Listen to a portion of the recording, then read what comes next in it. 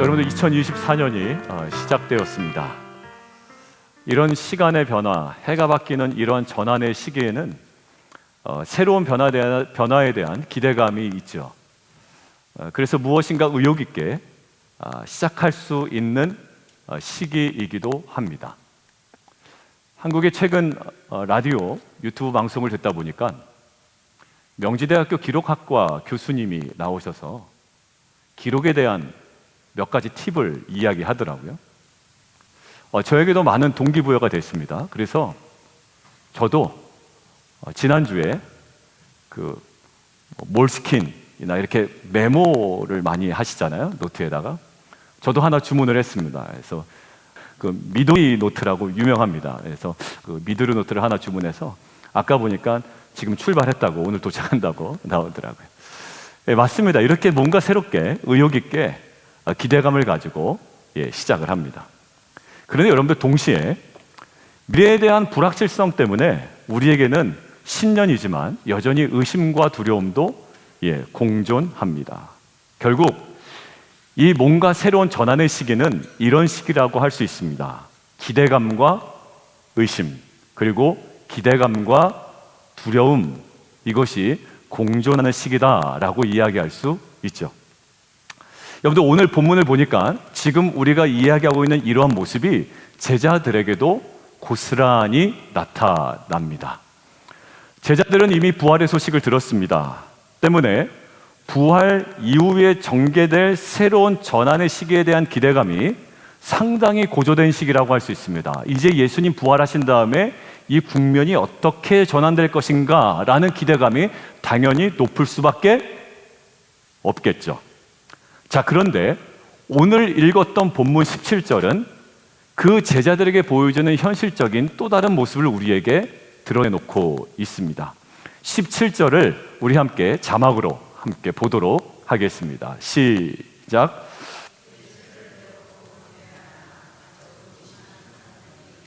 자, 보십시오. 제자들은 부활하신 예수님을 직접 만났습니다. 그리고 지금 경배하고 있습니다. 그런데 동시에 경배하는 그들 중에는 아직도 의심하는 사람이 있다라는 거예요. 자, 목사님 질문입니다. 저 문구가 제자들은 경배했고 제자들이 아닌 다른 무리가 의심한 것 아닙니까? 저도 거기에 대한 궁금증이 있어서 여러 가지 학자들의 자료들을 찾아봤습니다. 그런데 거의 이구동성으로 제자들 중에, 그리고 경배하는 제자들 중에 의심하는 자가 있었다라는 거예요. 자, 부활하신 예수님 앞에 있는 제자들에게 뭐가 공존합니까? 경배와 의심이 공존하고 있습니다. 저와 여러분들도 가만히 보니까요, 신앙생활이건 다양한 일상이건 이러한 공존을 늘 경험하고 있습니다.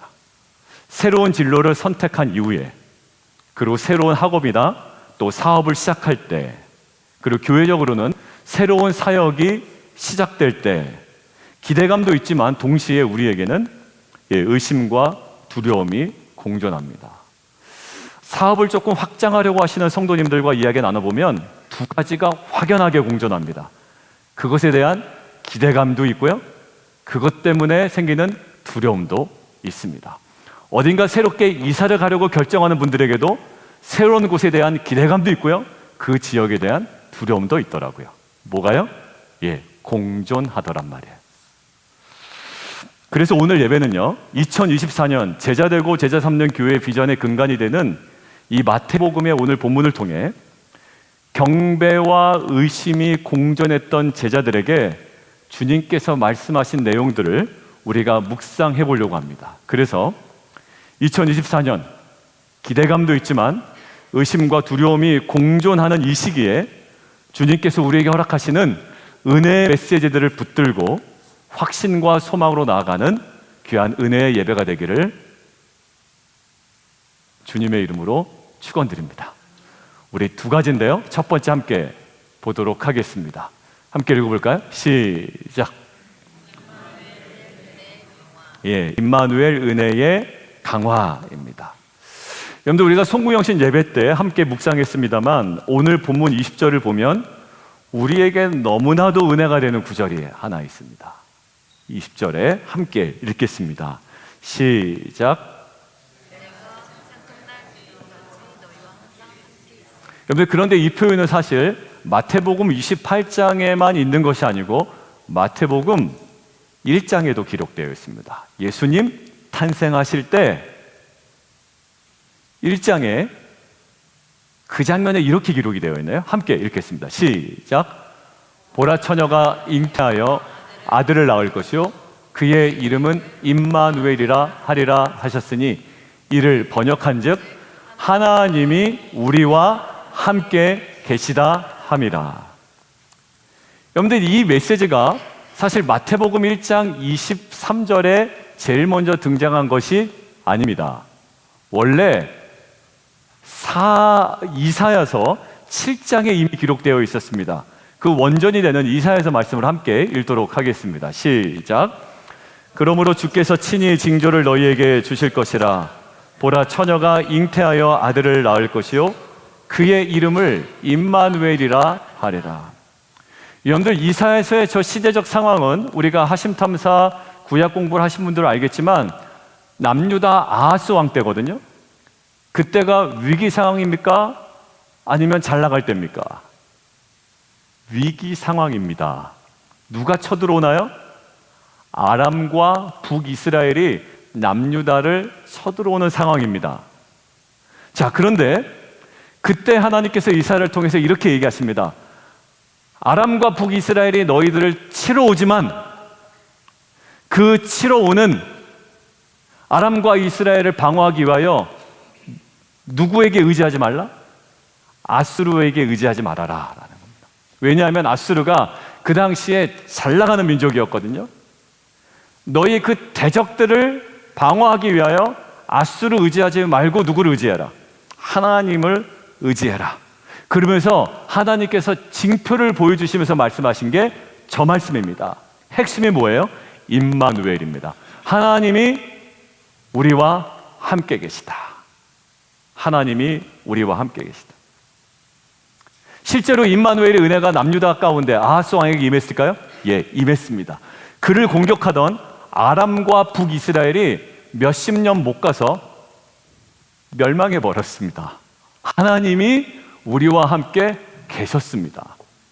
그런데 안타까운 일은 북이스라엘과 아람이 멸망했지만 조금 후에 이 남유다도 바벨론에게 침공을 받아 결국 멸망하게 되고 포로로 끌려가게 됩니다. 그리고 포로로 끌려간 이후에 70년 만에 돌아오긴 하지만 결국 오늘 신약성경을 보는데 이 신약성경 즈음에 이들의 운명은 어떻게 됩니까? 로마의 압제와 통치를 받게 됩니다. 결국 지금 어떤 것처럼 보이냐면 그 약속된 임마누엘의 은혜가 아하스 왕 때는 주어졌는데 지금은 로마의 통치 가운데 놓여졌잖아요. 임마누엘의 은혜가 중단된 것처럼 보입니다. 포로로 끌려갔다가 돌아오긴 했지만 여전히 로마의 통치와 식민지 가운데 있어요. 하나님 우리와 함께 계시지 않는 것 같습니다. 근데 그쯤에 마태복음 1장 예수님이 탄생하는 그 장면에서 어떤 메시지가 선포됩니까? 하나님이 우리와 함께 계시다라는 거예요. 여러분들, 그러고 나서 예수님의 공생의 3년 동안에 그 제자들이 경험한 것은요, 구약시대 성도들이 전혀 경험하지 못한 예수님을 아주 가까운 거리에서 구체적으로 실제적으로 그 임마누엘을 경험하게 됩니다. 하나님이 이런 분이구나라는 것들을 구약시대 성도들은 꿈도 못 꿨던 그 임마누엘의 은혜를 오히려 마태복음 이후의 모든 제자들은 그 예수를 통하여 경험하게 됩니다. 자, 그런데요, 그 임마누엘의 은혜가 있었는데 예수님이 십자가의 죽음을 당하게 됩니다. 그러니까 제자들 입장에서는 어떤 마음이냐면 임마누엘의 은혜가 다시 중단된 것처럼 보입니다. 왜요? 그 주님이 지금 우리 가운데 사라져버린 겁니다. 그런데 감사하게도 예수님이 부활하셨습니다. 그리고 오늘 본문 20절에 부활하신 예수님께서 제자들에게 다시 말씀하시는 것이 뭡니까? 내가 너희와 항상 함께 있으라. 부모님이 집을 잠깐 비우면 자녀들이 불안합니다. 그리고 부모가 다시 오죠? 우리 자녀들이 막 울면서, 그리고 반가운 마음에 이렇게 얘기합니다. 엄마, 아빠, 절대 어디 가지 마. 약간 이런 느낌이에요. 십자가에 돌아가실 때는 임마누엘의 은혜가 사라진 것처럼 보였지만 다시 부활하시니까 임마누엘의 은혜가 그들의 안에 임하죠. 근데요,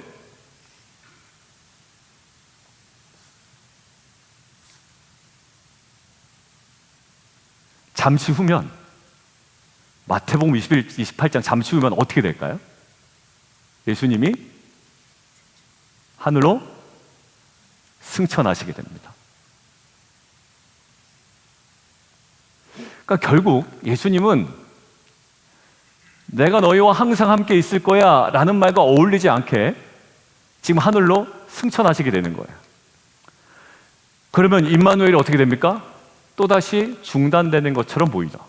그런데 예수님께서는 나의 떠남이 임마누엘이 중단되는 것이 아니라 오히려 더 강화되어지고 더 풍성해지는 것이라고 말씀하십니다. 목사님, 도대체 무슨 소린가요?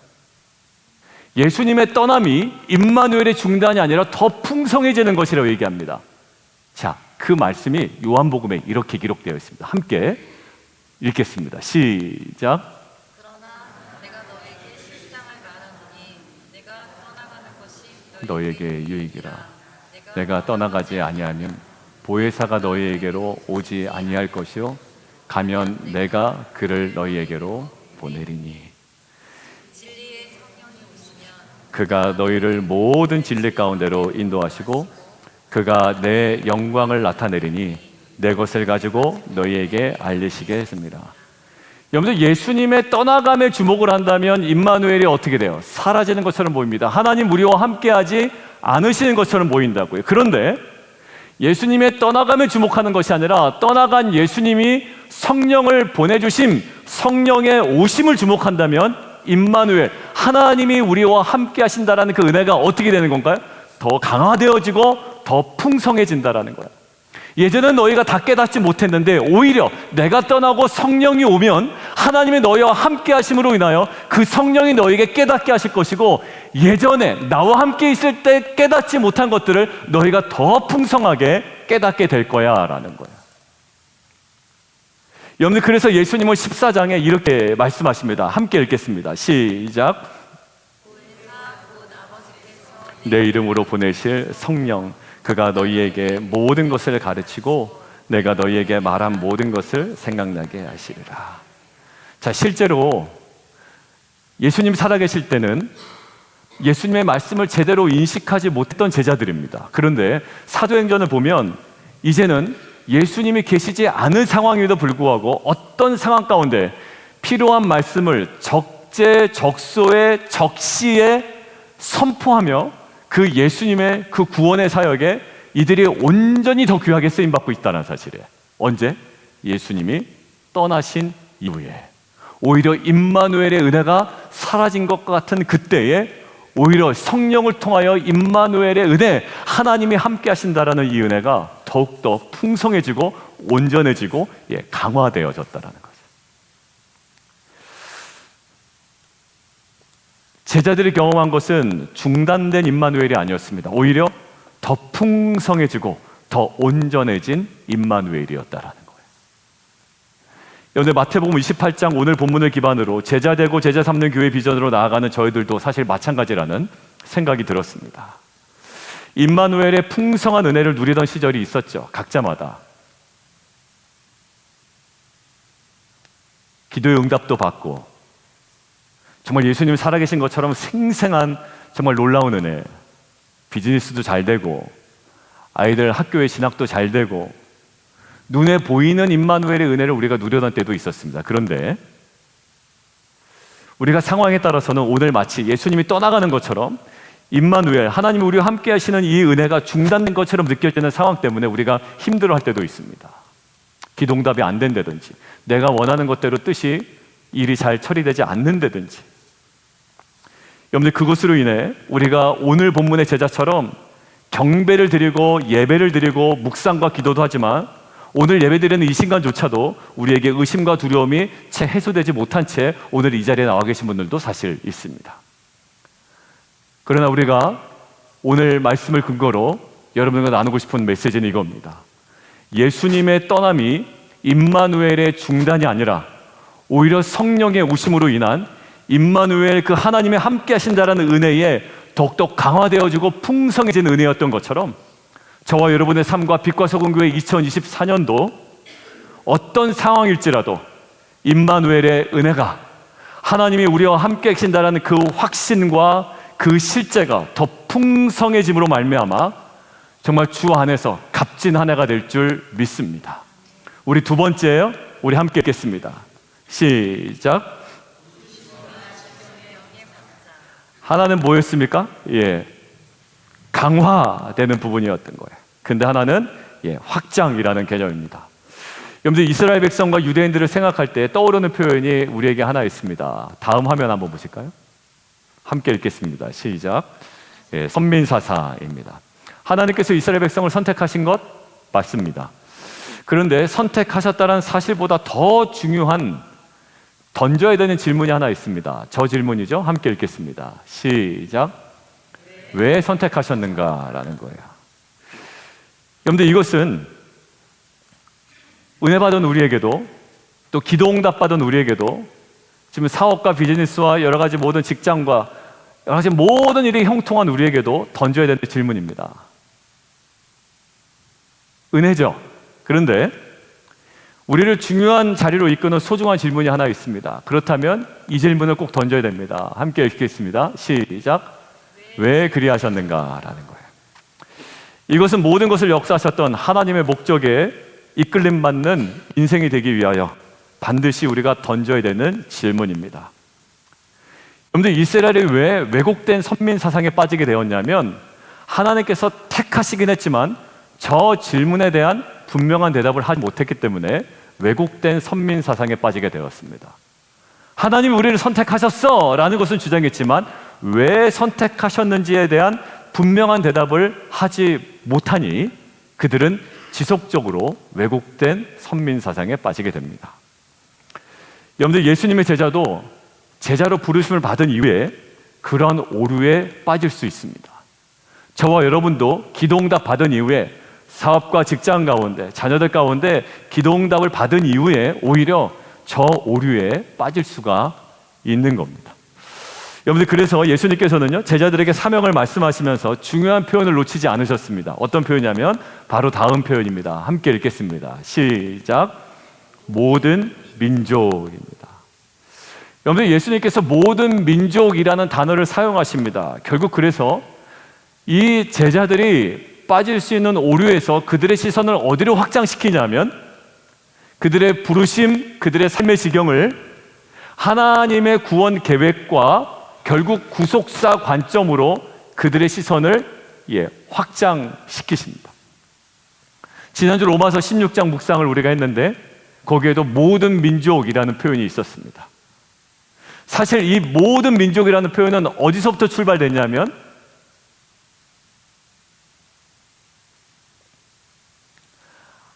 아브라함을 하나님께서 부르실 때부터 저 표현이 시작이 되었던 겁니다. 같이 한번 읽어볼까요? 시작. 하나님의 모든 족속이 너로 말미암아 복을 얻을 것이다.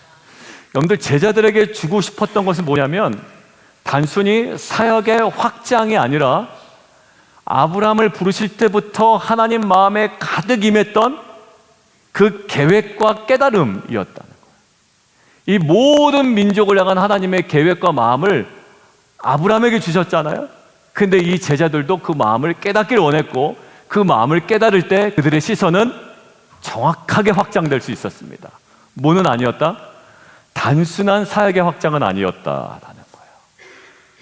여러분들, 우리는 무작정 우리의 비즈니스가 잘 되기를 원합니다 라고 하죠. 근데 그거보다 더 중요한 건 뭘까요? 왜 그리하셔야 되는가라는 질문이에요. 우리 자녀가 잘 됐으면 좋겠죠.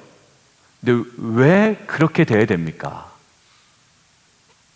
여러분들, 우리 교회가 사역이 많아지면 좋겠죠. 근데 사역이 많아지는 것도 사실 의미가 없을 수가 있습니다. 왜냐하면 왜 그래야 되는지, 하나님의 계획과 무관한 사역이 많아지면 사실 교회의 자랑거리밖에 되지 않습니다. 왜 그리하셔야 되는가? 지금 제자들에게 사역을 주시면서 사역을 좀 많이 하라가 아니라 하나님 마음에 아브라함에게 소명 주실 때 있었던 이 세상을 향한 하나님의 구원의 계획이 이 제자들에게도 온전히 심어지기를 원했고, 그 마음으로 그들의 시선이 확장되기를 원했다라는 거예요. 여러분들, 결국 그것이 정확하게 깨달아지면 그의 부르심과 지경은 하나님의 지경으로 확장되는 열매를 보게 됩니다. 그것이 실제로 어디에 나오냐면 사도행전이죠. 제자들과 사도들의 사역의 초기에는요, 그들이 예루살렘과 유대에 사로잡혀 있었습니다. 예루살렘에 멈춰 있었고 유대에 멈춰 있었어요. 그런데 그들에게 박해가 임하자마자 그들이 사마리아와 땅끝까지 사역의 지경이 확장됩니다. 사도 바울은 어디까지 가냐면, 사도 바울은 재판을 받아야 되는 미결수 신분이라고요. 아직 확정 판결을 받지 않은 미결수 신분입니다. 그런데 그가 로마까지 가죠. 근데 그가 재판받으러 로마에 간다라고 사도행전에 기록하지 않아요? 사도행전은 어떻게 기록합니까? 그는 재판받으러 가는 것이 아니라 그는 로마에 하나님의 부르심을 받아 그의 사역의 지경이 확장되는 것으로 사도행전을 기록하고 있습니다. 그래서 사도행전의 마지막 28장에 무엇이라고 기록되어 있냐면, 거침없이 사도 바울이 가택 연금 상태에서 복음을 전했다라고 사도행전이 마무리가 됩니다. 여러분들, 결국 저는 이것이 2024년 빛과 소금 교회와 성도, 우리 모든 지체들이 각 사역과 사역의 일상에서 누려야 될 분명한 은혜임을 믿습니다. 어떤 은혜요?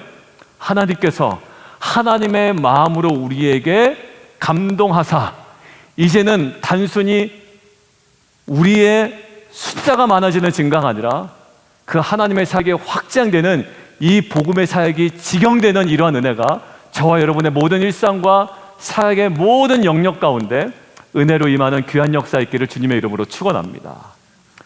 여러분들, 오늘 본문에서 보면 부활하신 주님을 경배하고 있죠. 그런데 새로운 전환의 시점이잖아요. 부활하신 주님을 이제 만납니다. 경배합니다. 새로운 기대가 있어요. 그런데 여전히 여러 가지 상황 때문에 의심할 수밖에 없었던 제자들의 모습이 오늘 17절에 기록되어 있습니다. 이제 2024년이 되었어요. 기대감도 있지만 여전히 의심과 두려움도 있습니다. 우리의 자녀가 참 공부를 잘해요. 그죠? 공부도 잘해서 좋은 성적도 받습니다. 알고 보니까 나를 닮아서 똑똑한 것 같아요. 여러분들, 그것 때문에 우리가 참 만족해할 때도 있습니다. 그런데 사실 그것이 전부가 아님을 계속 키우다 보면 알 수가 있죠. 여전히 두려움이 있습니다. 그런데 그 의심과 두려움으로 위축되어 있던 그 제자들의 불안한 눈빛과 시선을 하나님의 지경으로 확장시켰던 오늘의 그 은혜가 2024년 신년은 되었지만 여러 가지 상황 때문에 의심과 두려움 가운데 있는 빛과 소금 성도들에게 동일하게 그 은혜로 역사하기를 주님의 이름으로 축원드립니다. 여러분들, 큐티 난방은요, 스태포드로 지경이 확장되었습니다. 작년 연말부터 이제 스태포드로 그 지경이 확장되었습니다. 여성 피그는 직장인 대상으로 그 사역이 이제 확장됩니다. 남성 사역도 지역사회 불신자들과의 접점을 가지고 이제 더욱더 확장될 것입니다. 교회적으로는 니카라가 단기 선교팀이 이제 파송되어 우리의 선교적 지경도 이제 확장될 겁니다. 여러분들, 텐트의 시드 프로젝트 사역으로 지역사회 구석구석 우리의 섬김의 지경도 확장될 겁니다. 이 노던 버지니아 지역에 사실 소외된 분들이 적지 않게 있습니다. 이제 그들의 필요를 찾아 우리 각 텐트 소그룹들이 할 수 있는 만큼 그 작은 섬김을 우리가 실천할 겁니다. 이런 이야기를 나누고 있는데 우리 한 성도님과 이야기를 나누다가 성도님이 이미 본인이 할 수 있는 달란트를 가지고 섬겼던 이야기를 들었습니다. 그래서 집사님에게 사진 좀 보내달라고 그랬습니다. 그래서 제가 지난주에 좀 받았습니다. 그 사진이 이 사진입니다. 멀리 있어서 누군지 모르시겠죠? 도대체 모르시겠죠, 누군지. 네. 제가 이 시드 프로젝트 이런 사역들을 이제 얘기를 했습니다. 내년에는 각 텐트에서 이 지역사회에 소외된 사람들을 향해서 우리가 말씀을 묵상하는 교회인데 묵상한 것들을 가지고 구체적인 섬김으로 나아가려고 합니다. 아, 목사님, 제가 이런 것들이 있어요. 이런 것도 되나요? 집사님 너무 좋아요. 너무 좋아요. 말씀. 그 소외된 분들에게 찾아가서 또 지역사회 필요가 있는 곳에 우리가 할 수 있는 정말 소중하고 작지만 귀한 섬김을 섬기는 겁니다. 하나님께서는 이 노던 버지니아 지역에 뭐 큰 교회 사실 많죠. 그러나 저희 어린 자녀부터 우리 장년에 이르기까지 하나님 말씀에 순종하여 하나님의 마음을 가지고 지역사회를 섬기는 것들로 인해 우리의 사역의 지경은 또 복음의 사역은 더욱더 확장될 줄 믿습니다. 그리고 확장된 빛과 소금 교회의 귀한 섬김의 사역을 통하여 하나님께서는 온전히 영광 받으실 줄 믿습니다. 이것이 제자되고 제자 삼는 교회 비전으로 나아가는 저와 여러분의 비전이자 하나님께서 함께 하시는 은혜의 사역이 되기를 주님의 이름으로 축원드립니다. 우리 말씀 맺겠습니다. 여러분들, 교회적으로는요, 새로운 사역의 장들이 많이 오픈될 수 있습니다. 여러분들, 이 지역에 또 우리 교회는요, 또 한임 회장님도 계세요. 그리고 이 지역에 많은 필요들이 있습니다. 새로운 사역의 장들이 많이 오픈될 수도 있어요. 여러분들, 그리고 우리 성도님들 대화를 나눠보니까 2024년은 비즈니스적으로도 그렇고 자녀들의 학업 가운데도 그렇고 가정 가운데도 저는 단순히 교회 사역뿐만 아니라 새로운 지경을 확장시켜 나가는 하나님의 계획이 분명히 있다고 저는 믿습니다. 근데 우리가 유념해야 될 것은 이것은 단순한 우리들의 세상적 성공은 아니에요. 이것은 하나님께서 아브라함에게 약속하셨던 모든 열방이 복을 받기 위한, 그리고 그들에게 복음이 전해지기 위한 하나님 나라의 확장의 사역인 줄 믿습니다. 여러분들, 작년의 표어가 뭐였죠? 복음과 하나님 나라였습니다. 올해는요, 제자되고 제자 삼는 교회 비전인데 작년의 표어를 사용해서 다르게 표현하면 복음과 하나님 나라의 확장입니다. 여러분들, 오늘 본문을 통해서 이 확장의 사명을 저와 여러분에게 주셨습니다. 이 주님께서 빛과 소금 교회와 우리 모든 성도들과 우리 사랑하는 자녀들에게, 저는 믿습니다, 성령을 통해 더욱더 강화되어지고 더 풍성해진 하나님이 우리와 함께 계시다 라는 이 임마누엘의 은혜로 우리 안에 역사하실 줄 믿습니다. 이러한 고백으로 우리가 함께 좀 기도하는 자리로 나아갔으면 좋겠습니다.